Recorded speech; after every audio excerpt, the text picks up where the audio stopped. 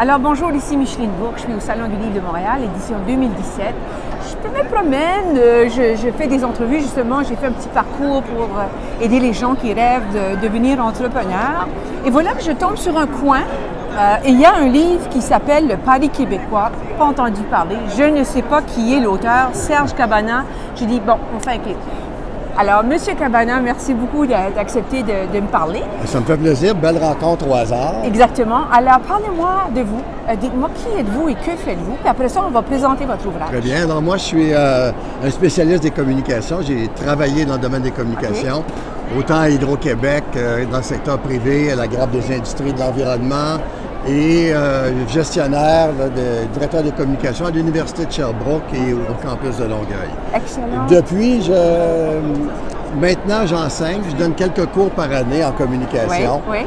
Pendant 5 ans au MBA pour cadre à l'Université de Sherbrooke. Maintenant, surtout au Centre universitaire de formation en environnement. Ah oui. Alors, parce que tous les gestionnaires ont besoin de savoir communiquer. Est-ce que ça, c'est le campus à Longueuil? Oui, le campus à Longueuil. Ah, OK, excellent, parfait. Oui. Alors là, voilà que vous avez décidé d'écrire un livre.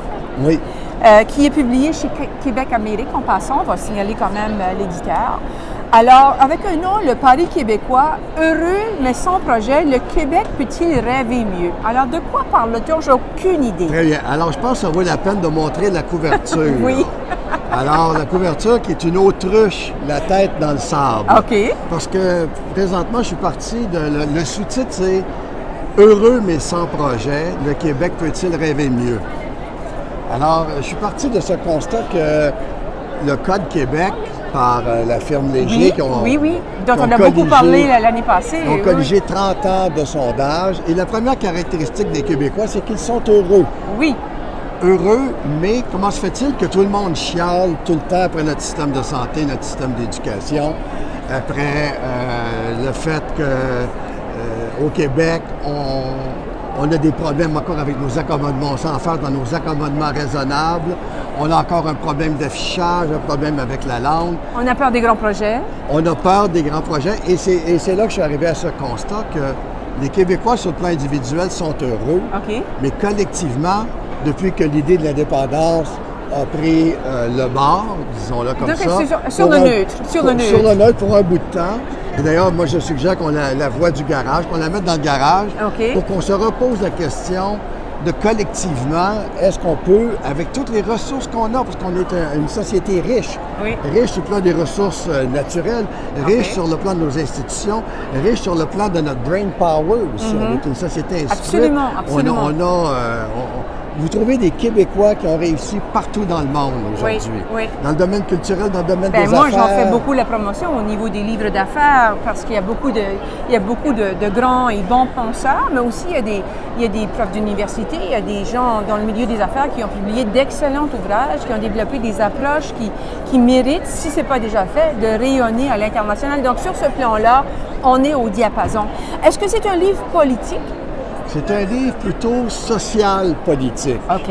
Et on parle bien sûr d'économie parce qu'on n'a pas le choix de parler d'économie. Le Québec va assez bien sur ce plan-là. On a une génération d'entrepreneurs aujourd'hui. Mais, alors il y a 3 parties, mais la première, c'est que j'identifie les freins à l'heure actuelle au développement du Québec. OK. Qu'est-ce qui nous empêche de nous développer? Un des freins, c'était l'obsession nationaliste d'indépendance. Oui. Pas nationaliste, de l'indépendance. Je pense qu'il faut rester nationaliste. On peut être nationaliste et ouvert. Oui. Un autre frein, c'est la rectitude politique.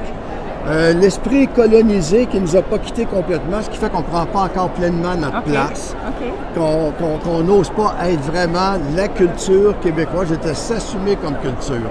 Et je pense que les gens d'affaires, entre autres, ont un rôle aussi à jouer. Sûrement qu'ils ont un rôle. Parce que présentement, ce qu'on voit, c'est un grand succès sur le plan individuel, mais un bien moins grand succès à l'heure actuelle, sinon le désarroi sur le plan collectif. Il y a quelques gens d'affaires qui ont commencé justement à se commettre et à parler de ce besoin que collectivement aussi on s'assume et qu'on se réalise. À l'heure actuelle, on retombe dans ce que notre cinéaste Arcan avait déjà dénoncé dans un film qui s'appelait Le confort et l'indifférence. OK. Deuxième partie, le glissement vers l'impasse. Donc, c'est ça le défi, c'est d'éviter l'impasse, c'est ça? Oui, l'impasse, c'est que si on laisse aller, si on pense que les batailles du passé sont juste du passé, on risque de perdre, ce qui fait qu'on est encore une société distincte. OK, je comprends. Et la troisième partie, c'est qu'est-ce qu'on peut faire. OK. Et je vois à l'heure actuelle la situation actuelle du Québec et des sociétés occidentales en général face aux défis environnementaux, par exemple, la crise écologique présentement. Là, il y a 5000 scientifiques qui viennent de nous dire que si on ne change pas, on s'en va vers une catastrophe écologique. Là. Donc là, c'est un appel à l'action. Hein? Je ne l'ai même pas lu encore, mais c'est comme un wake-up call, comme on dirait par chez nous. Et la solution est dans l'attitude. Il y a des propositions de changement, donc un appel à la discussion pour discuter de vos propositions. Surtout. Est-ce que vous vous êtes inspiré de certains penseurs? Vous êtes-vous inspiré de certaines études qu'on peut citer? Oui, parce que vous avez, comme là, je fais ça rapidement, mais vous avez quand même 3, 4, 5, 6, 7, 8, 9 pages de bibliographie. 162 références. Alors, bien sûr, je m'inspire autant de nos sociologues du passé que nos sociologues actuels et beaucoup inspiré aussi d'une analyse de l'actualité. Excellent. Regardez, on vous souhaite bon succès, M. Serge Cabana. Ça me fait plaisir de faire votre connaissance. Alors, le message est lancé. Wake up! Merci beaucoup. Bon salon.